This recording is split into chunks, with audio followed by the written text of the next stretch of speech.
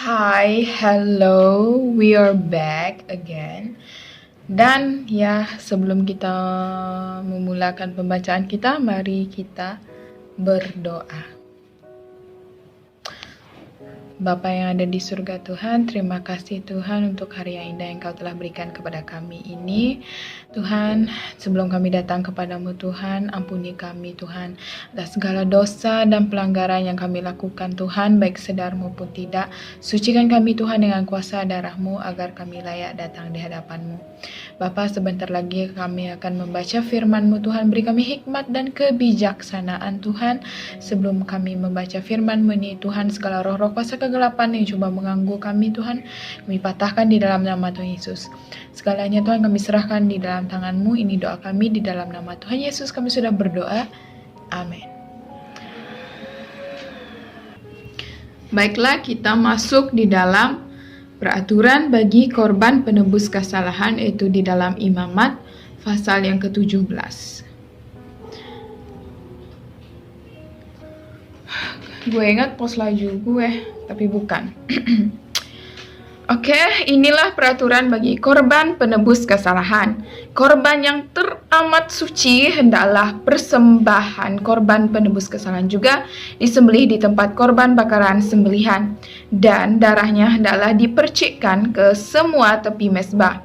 Hendaklah dipersembahkan segala lemaknya, yaitu ekornya yang gemuk, lemak yang menutupi isi perut, kedua-dua buah pinggang dengan lemak yang melekat padanya di bagian pinggang, serta umbai hati yang harus dipisahkan daripada buah pinggang itu. Hendaklah imam membakar kesemua itu di atas mezbah sebagai korban bakaran bagi Tuhan. Itulah korban penebus kesalahan. Semua lelaki daripada kalangan kaum keluarga para imam berhak memakannya, tetapi mereka harus memakannya di tempat yang suci. Itulah korban teramat suci. Korban penebus kesalahan sama seperti korban penghapus dosa, maka peraturan yang sama berlaku bagi kedua-duanya, yaitu imam yang mengadakan pendamaian dengan korban itu. Imam yang mempersembahkan korban bakaran, seseorang berhak mendapat kulit korban bakaran yang dipersembahkannya. Setiap persembahan bahan makanan yang dibakar di dalam ketuhar, dimasak di dalam belanga atau kuali besi leper menjadi bagian imam yang mempersembahkannya. Tetapi setiap persembahan bahan makanan yang dicampurkan minyak zaitun ataupun yang kering menjadi bagian sama banyak untuk semua anak Harun. Gue tutup cahayanya dikit, silau banget. Oke, kita teruskan di dalam peraturan bagi korban kedamaian. Inilah peraturan bagi korban kedamaian yang patut dipersembahkan seseorang kepada Tuhan. Jika seseorang mempersembahkan korban itu sebagai penyataan kesyukuran, hendaklah bersamaan dengan korban kesyukuran itu dia harus juga mempersembahkan kue tidak beragi yang dicampurkan minyak zaitun, roti tidak beragi yang disapukan minyak zaitun, serta roti berbentuk cincin daripada tepung terbaik yang diadun dan dicampurkan minyak zaitun dan digoreng. Berbentuk cincin, kayak kue donat ya. Hendaklah dia mempersembahkan korban kedamaian atas kesyukurannya itu bersama-sama persembahan berupa roti yang beragi.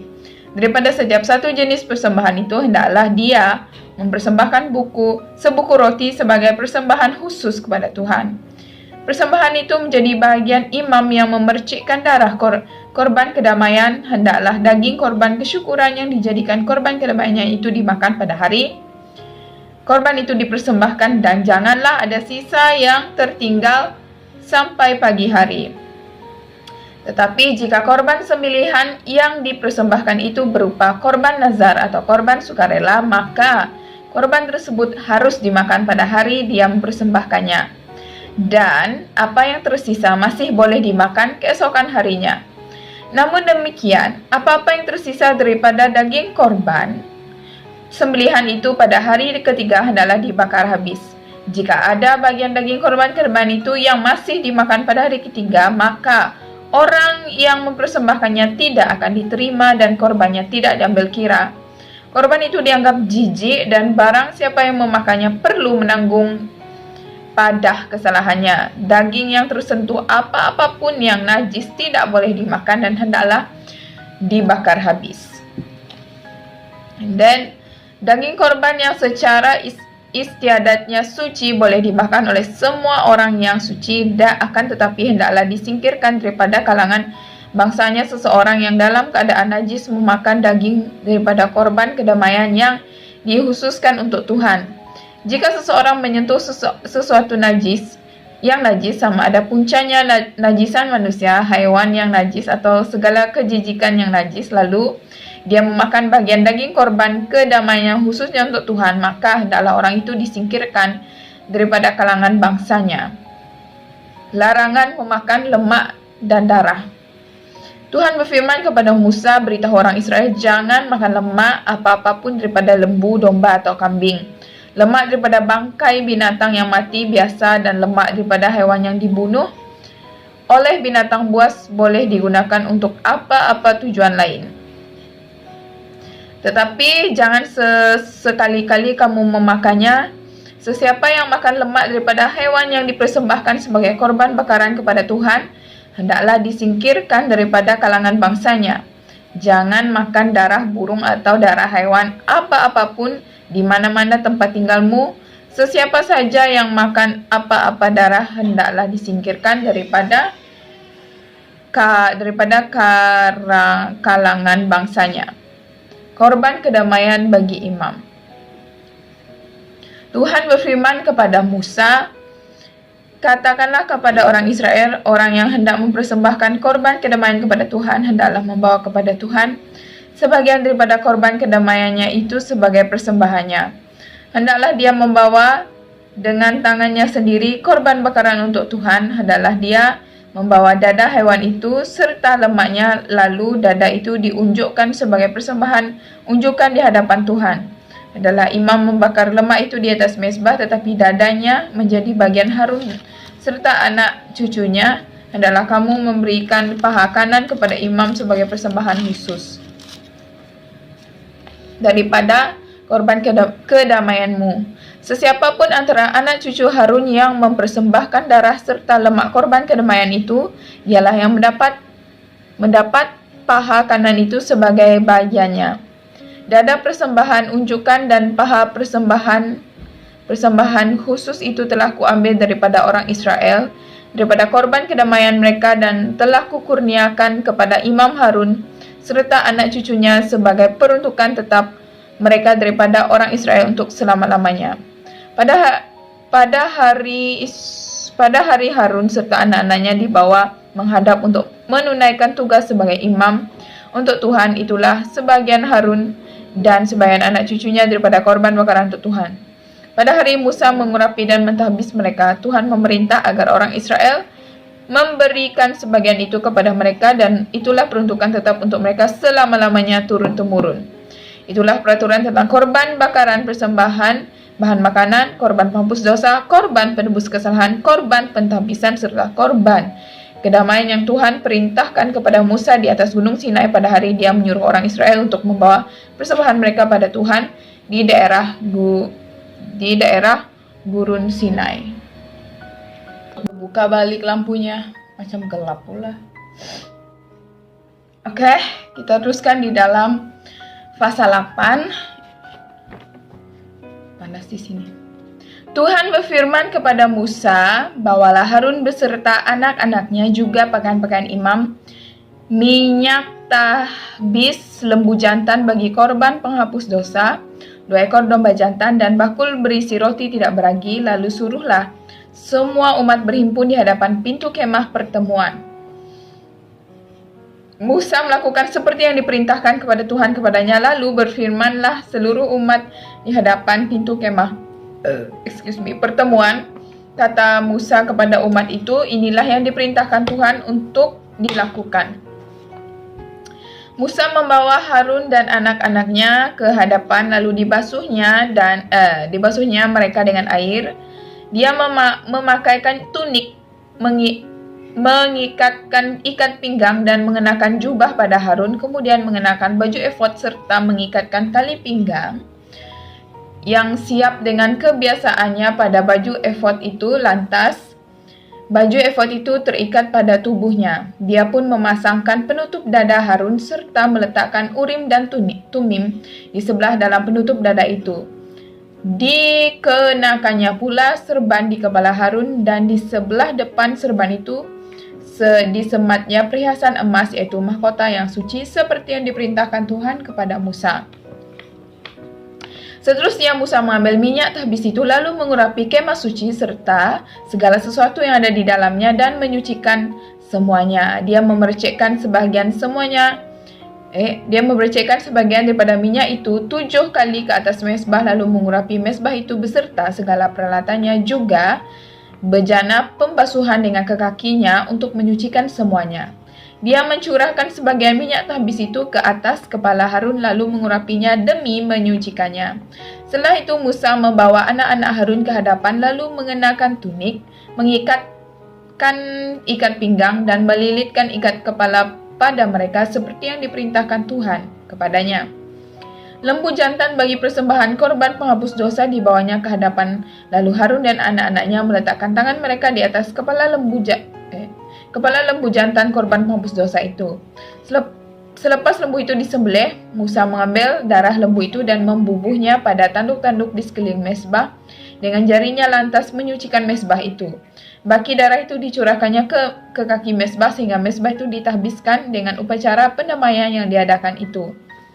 Musa mengambil semua lemak yang melekat pada isi perut lembu itu, umbai hatinya dan kedua-dua buah pinggang dengan lemaknya, lalu dibakarnya semua itu di atas mezbah. Tetapi lembu jantan itu serta kulit, daging dan kotorannya dibawa keluar dari perkemahan lalu dibakar habis, sebagaimana diperintahkan oleh Tuhan kepada Musa. Kemudian Musa membawa domba jantan korban bakaran, lalu Harun dan anak-anaknya meletakkan tangan mereka di atas kepala domba jantan itu. Sesudah domba jantan itu disembelih, Musa memercikkan darahnya ke sekeliling mezbah. Apabila domba jantan itu sudah dipotong kepada beberapa potongan, Musa pun membakar kepala domba itu, potongan-potongannya dan lemaknya, isi perut dan kakinya dibasuh dengan air. Lalu Musa membakar seluruh korban bakaran yang keharumannya meredakan serta dipersembahkan kepada Tuhan, sebagaimana diperintahkan Tuhan kepada Musa. Kemudian Musa membawa domba jantan yang kedua, itu domba jantan korban pentahbisan, lalu Harun dan anak-anaknya meletakkan tangan mereka di atas kepala domba jantan itu. Sesudah domba itu disembelih, Musa mengambil sebagian daripada darahnya dan membubuhnya pada cuping telinga kanan Harun, pada ibu jari tangan kanannya, serta pada ibu jari kaki kanannya. Kemudian anak-anak Harun dibawa ke hadapan, lalu Musa membubuh sebagian daripada darah itu pada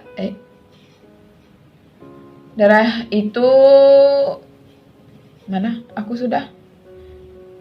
Musa memercikkan baki darah. Setelah itu Musa memercikkan baki darah itu ke sekeliling mezbah. Kemudian anak-anak Harun dibawa ke hadapan, lalu Musa membubuh sebagian daripada darah itu pada cuping telinga kanan mereka, pada ibu jari tangan kanan mereka, dan pada ibu jari kaki kanan mereka.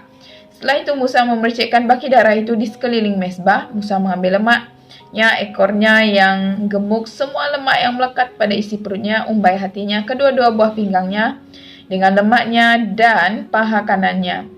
Daripada bakul berisi roti tidak beragi di hadapan Tuhan itu, Musa mengambil sebuku roti tidak beragi, sebuku roti yang dicampurkan minyak, dan sepotong kue tipis, lalu meletakkan semuanya di atas lemak serta paha kanan domba tadi.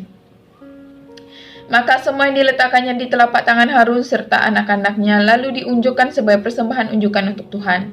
Kemudian Musa mengambilnya daripada telapak tangan mereka, lalu membakarnya sebagai korban bakaran di atas mezbah. Itulah korban pentahbisan dan keharuman yang meredakan, yakni suatu korban yang dibakar bagi Tuhan. Lalu Musa mengambil dada domba itu dan mengunjukkannya sebagai persembahan unjukan untuk Tuhan. Dan itulah bagian Musa daripada domba jantan korban pentahbisan seperti diperintahkan Tuhan kepada Musa. Wah, banyak banget stepnya, banyak banget apa yang harus dilakukan. Itu kalau Tuhan Yesus enggak datang, ini kita masih meneruskan seperti ini. Kita masih melakukan perjanjian lama punya style seperti ini. Pasti kita banyak ternakannya di rumah. Pasti ada kambing-kambing aku di luar sana. Musa, di mana? Unjukkan ayat 30. Musa juga mengambil sebagian daripada minyak tabis dan sebagian daripada darah yang ada di atas mezbah, lalu memerciknya pada Harun serta pada pakaiannya, juga pada anak-anaknya serta pada pakaian mereka. Demikianlah dia mentahbis Harun dan menyucikan pakaiannya, begitu juga anak-anaknya dan pakaian mereka. Kata Musa kepada Harun serta anak-anaknya, rebuslah daging ini di depan pintu kemah pertemuan, lalu makanlah di situ bersama-sama roti yang ada dalam bakul persembahan pentahbis seperti yang aku perintahkan, dengan berkata Harun dan anak-anaknya berhak memakannya. Apa-apa yang tersisa daripada daging dan roti itu harus kamu bakar habis, jangan kamu beranjak dari depan pintu kemah pertemuan selama 7 hari sampai genap hari pentahbisan kamu. Karena Tuhan akan mentahbiskan kamu selama 7 hari. Tuhan telah memerintahkan agar kamu melakukan apa yang telah dilakukan pada hari ini demi pendamaian bagi dirimu. Hendaklah kamu kekal berada di hadapan pintu kemah pertemuan siang dan malam 7 hari dan memegang teguh kewajibanmu terhadap Tuhan supaya jangan kamu mati. Karena demikianlah yang diperintahkan kepadaku, maka Harun dan anak-anaknya melakukan segala hal yang diperintahkan Tuhan dengan perantaraan Musa. Oke, perjanjian lamanya sampai di sini. Lanjut di dalam perjanjian baru dan kita habiskan 2 pasal ini hari ini dan akhirnya kita akan habis Markus. Perjanjian baru di dalam Markus kita habis hari ini. Oke, di pasal 15 Yesus di hadapan Pilatus. Awal-awal pagi lagi, ketua-ketua imam segera bermesyuarat dengan para tua-tua, ahli Taurat dan seluruh majelis agama. Kemudian mereka mengikat Yesus, membawanya pergi dan menyerahkannya kepada Pilatus. Pilatus bertanya kepadanya, "Adakah engkau raja orang Yahudi?" Yesus menjawab, "Begitulah seperti katamu." Kemudian ketua-ketua imam melemparkan pelbagai tuduhan terhadapnya. Pilatus bertanya lagi kepadanya, "Tidakkah engkau mau menjawab apa-apa? Lihat betapa banyaknya tuduhan mereka terhadapmu." Tetapi Yesus masih tidak menjawab sepatah pun sehingga Pilatus keheranan. Pada waktu perayaan lazimnya Pilatus membebaskan dari penjara seorang yang diminta oleh mereka. Ada seorang bernama Barabas yang dirantai bersama beberapa orang pemberontak lain. Maksudnya dia pun pemberontak. Mereka telah melakukan pembunuhan dalam pemberontakan itu. Orang ramai mula berseru lantang meminta Pilatus membebaskan seorang dari penjara seperti yang biasa dilakukan. Pilatus bertanya, "Adakah kamu mahu aku membebaskan kepadamu raja orang Yahudi?" Oleh sebab dia tahu bahwa ketua-ketua imam telah menyerahkan Yesus kepadanya karena iri hati. Iri hati, guys. Tetapi ketua-ketua imam menghasut orang ramai supaya meminta Barabas dibebaskan kepada mereka. Pilatus berkata kepada mereka, "Kalau begitu, apa yang kamu mahu kulakukan kepada dia yang kamu panggil raja orang Yahudi?" Mereka berseru lagi dengan kuatnya, "Salibkan dia." Tetapi, kata Pilatus kepada mereka, "Mengapa? Kalau aku juga Pilatus, kenapa? Kok alasannya aku salibkan Tuhan Yesus itu gara-gara itu karena mereka iri hati." Ini aneh banget. Bukan aneh, ini perkara harus terjadi, tapi sakit hati alasannya itu. Mengapa? Apakah kejahatan yang telah dilakukannya? Pilatus juga bingung. Tetapi mereka semakin kuat berseru, "Salibkan dia." Nggak tahu mau bilang apa, nggak memberi alasan kenapa, nggak tahu mau bilang apa. Salibkan dia, itu jawaban mereka. Oleh itu, untuk memuaskan hati orang ramai itu, Pilatus membebaskan Barabas kepada mereka. Setelah menyebat Yesus, dia menyerahkannya untuk disalib. Ya, nggak ada pilihan untuk memuaskan hati manusia. Yesus dipermainkan. Kemudian para askar membawanya ke dewan istana yang dipanggil Praetorium, lalu menghimpun seluruh pasukan tentara yang ada di situ. Mereka mengenakan jubah ungu pada tubuhnya dan membuat mahkota daripada duri, lalu meletakkannya di atas kepalanya. Kemudian mereka menyindirnya daulat Tuanku Raja orang Yahudi. Mereka memukul kepalanya dengan mensiang, meludahinya, kemudian tunduk menyembahnya. Setelah mempermain-mainkannya, mereka melucutkan jubah ungu itu dan mengenakan semua pakaiannya, lalu mereka membawanya untuk disalib. Yesus disalib. Ketika itu seorang bernama Simon orang Kirene, bapa kepada Alexander dan Rufus sedang lalu di situ. Dia baru saja datang dari luar bandar. Kemudian mereka memaksanya mengangkat salib Yesus. Mereka membawanya ke tempat yang dipanggil Golgota, itu bermaksud tempat tengkorak. Kemudian mereka memberinya air anggur bercampur mir, tetapi dia enggan meminumnya. Setelah mereka menyalibnya, mereka membagikan pakaiannya antara mereka dengan membuang undi. Mereka menyalibnya pada jam ketiga. Tuduhan terhadapnya tertulis di atas, Raja orang Yahudi. Mereka menyalib 2 orang perompak bersama Yesus, seorang di kanan dan seorang di kirinya. Dengan demikian terlaksanalah apa yang tersurat dalam kitab suci, dan dia digolongkan dengan penjahat. Tapi tidak. And then semua orang yang lalu di situ menggeleng-gelengkan kepala sambil mengejek Yesus. Mereka berkata, "Kamu mahu memusnahkan bait suci dan membinanya semula dalam 3 hari. Sekarang turunlah dari salib itu dan selamatkanlah dirimu." Itu jugalah ketua-ketua imam dan ahli Taurat turut memperolok-olokkan Yesus. Mereka berkata sesama sendiri, "Dia menyelamatkan orang, tetapi tidak dapat menyelamatkan dirinya sendiri. Kiranya Kristus ini Raja Israel turunlah dari salib supaya kami melihat dan percaya kepadanya." Orang yang disalib bersama Yesus pun mencelanya.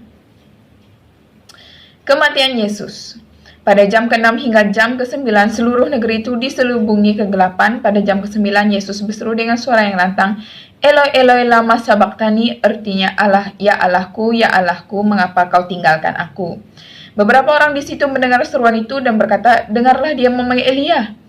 Seorang daripada mereka berlari mengambil sepan lalu mencelupnya ke dalam air anggur masam. Kemudian dia mencucukkan sepan itu di ujung sebatang mensiang dan menawarkannya kepada Yesus untuk minum, sambil berkata, "Kita menunggu kalau Elia datang menurunkannya dari salib."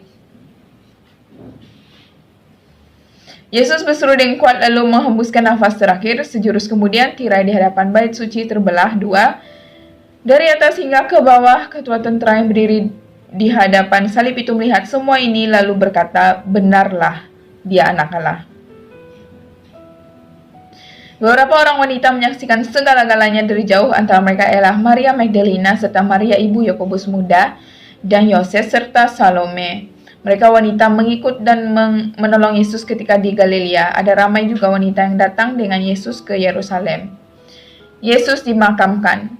Hari sesudah lewat petang, hari itu hari persediaan, itu sehari sebelum hari Sabat. Yusuf dari Arimatia, seorang ahli terkemuka majelis agama yang sedang menunggu kerajaan Allah, datang lalu memberanikan hatinya menghadap Pilatus dan memohon untuk mengambil jenazah Yesus. Pilatus heran dengar Yesus pun meninggal dunia, lalu memanggil ketua tentara dan bertanya kepada Yesus sudah meninggal. Setelah mendengar laporan ketua tentara itu, dia pun menyerahkan jenazah Yesus kepada Yusuf. Yusuf membeli kain linen yang baik, menurunkan jenazah Yesus dan mengafankannya dengan kain itu. Dia membaringkan jenazah itu di dalam sebuah makam yang telah digali di permukaan batu pejal, lalu menggulingkan sebuah batu besar menutup pintu makam itu. Maria Magdalena dan Maria ibu Yoses memerhatikan tempat makam itu. And then pasal yang terakhir yaitu pasal 16 tentang kebangkitan Yesus. Oke. Setelah tamat hari Sabat, Maria Magdalena, Maria ibu Yakobus dan Salome memberi ramuan rempah untuk melumuri jenazah Yesus. Pada awal pagi hari pertama minggu itu, mereka sampai di makam itu ketika matahari terbit. Mereka berkata-kata sesama sendiri, "Siapa yang akan menggulingkan batu daripada pintu makam untuk kita?" Apabila mereka memandang makam itu, mereka mendapati batu yang sangat besar itu telah pun digulingkan. Mereka masuk ke dalam makam itu dan melihat seorang pemuda berjubah putih sedang duduk di sebelah kanan. Mereka sungguh terkejut dan ketakutan. Kok gelap sih?